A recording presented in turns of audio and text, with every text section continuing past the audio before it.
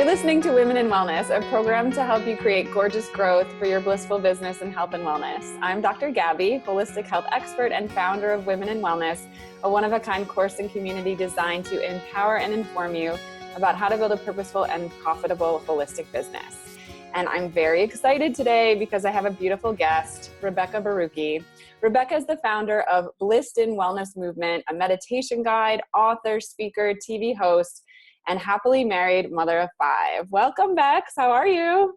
I'm awesome. Thank you so much for having me. Every time I hear my bio, I get so exhausted. A lot of people say that. A lot of people say that they have this like identity crisis when they hear their bio. They're like, wait, who's that person? I know. Who's doing all those things? I've been Netflixing all day. That's crazy. Well, speaking of videos, my favorite thing about you is all your YouTube videos, which is how I found you. And just like the energy and the humor and everything that you bring to that. How did that happen? How did that happen? Such a great question.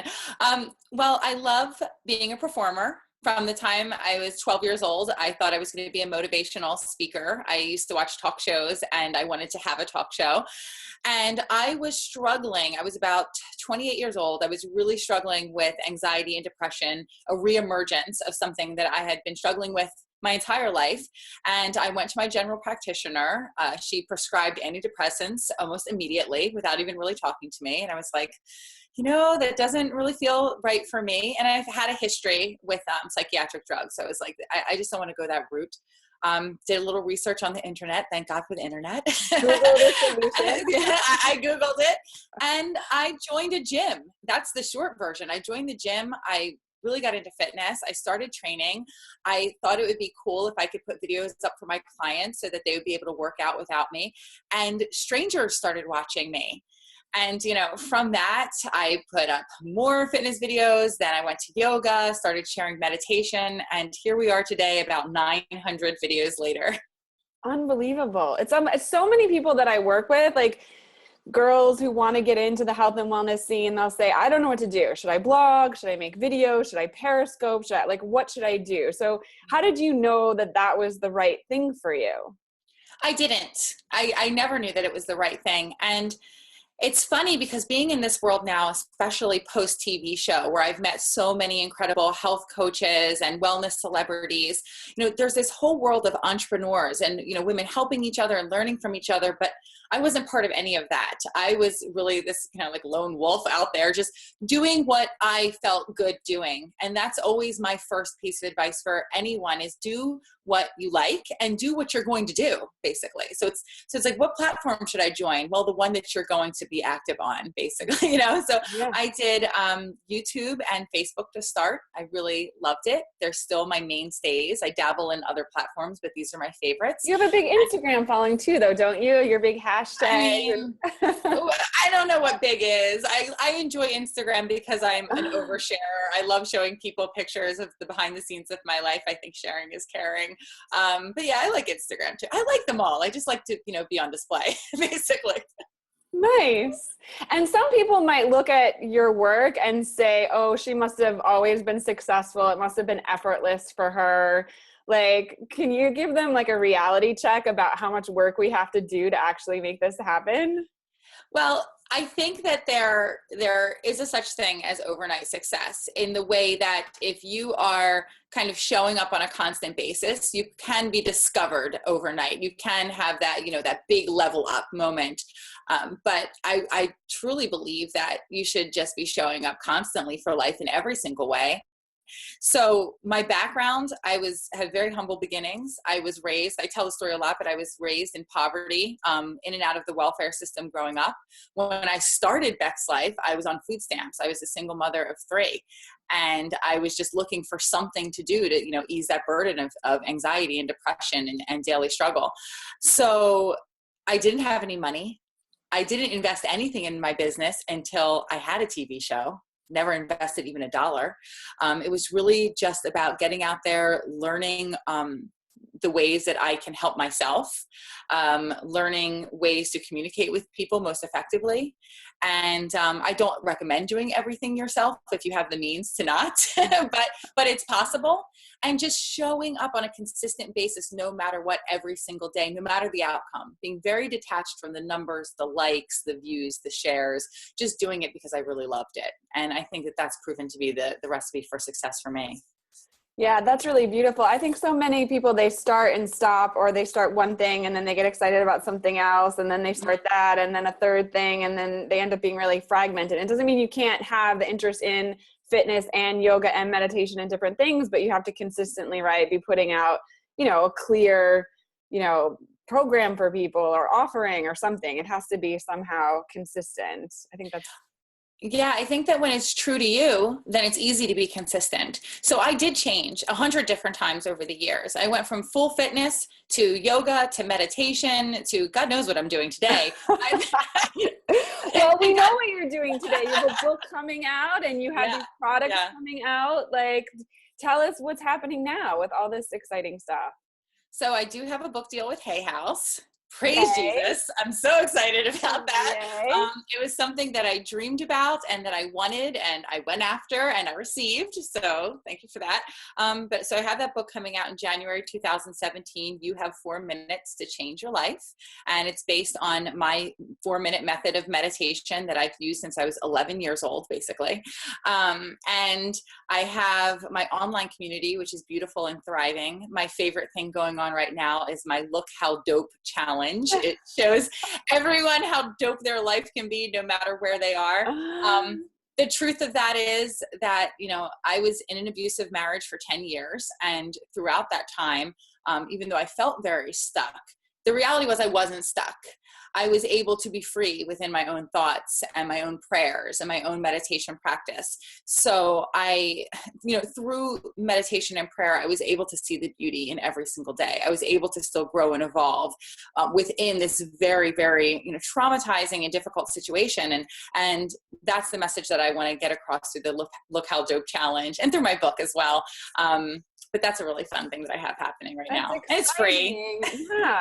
And you mentioned this experience of the level up when you kind of get to the point where you make a new leap. And so for the women that are listening that are more at the beginning of their journey, can you tell us what it's like to get the TV show, to get the book deal? Like, what is that like? Like, how is your life different now that you've kind of moved into that space? It's two-sided because when I got the TV show, I got the book deal, and there was part of me going, oh my gosh, I can't believe this is happening for me, to me. And then there's my husband who's saying, and then, the higher part of me saying, but of course. He didn't get really excited about it because he's like, of course, I knew this all along. I knew this was going to happen for you.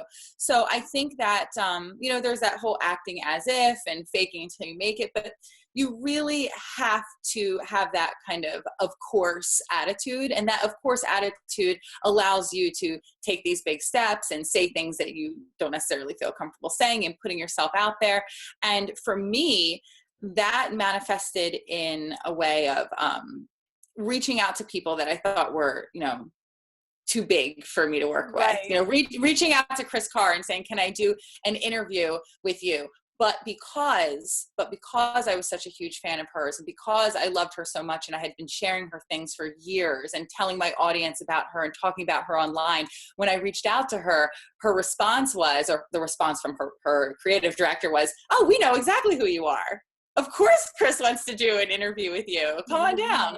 So it's, being a proper fan. If you love somebody, tell them you love them. Tell your audience that you love them. Being a proper friend, especially to your audience, giving them stuff of value, even if it means bringing a so-called competitor onto your platform and talking to them, just really being in service at all times. How may I serve? How may I serve? How may I serve is my mantra every single day.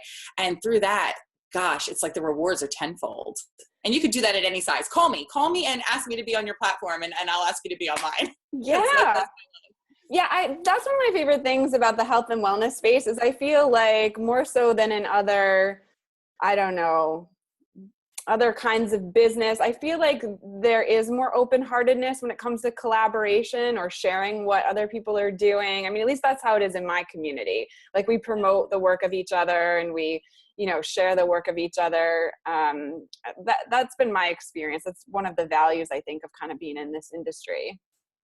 I think that I've seen both sides in all industries, in fitness and health and wellness and the spiritual community. I've seen, people be very selfish and very guarded with their assets, and then people be very open.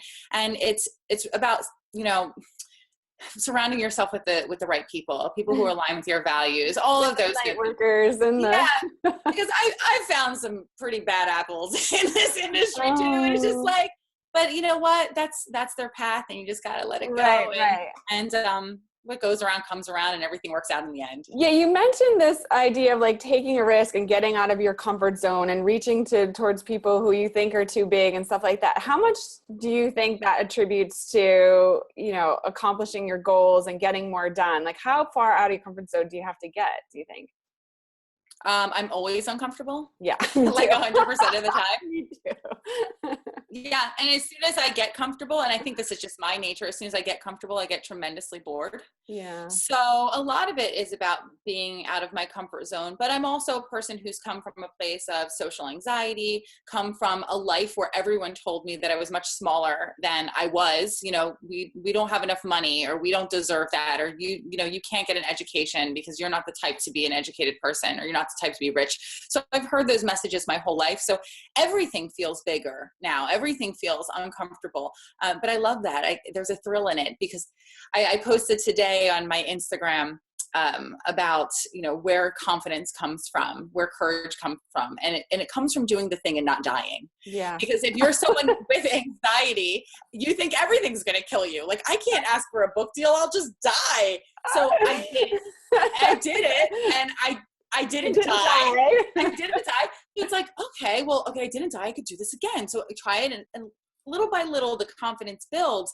But that not dying, that's the stuff of life. That's survival. I have that as a mantra in my mind all the time. When I start to freak out and I start to think I can't do it, I literally say to myself, "You're not gonna die. Yeah. Like, this will definitely not kill you." Yeah.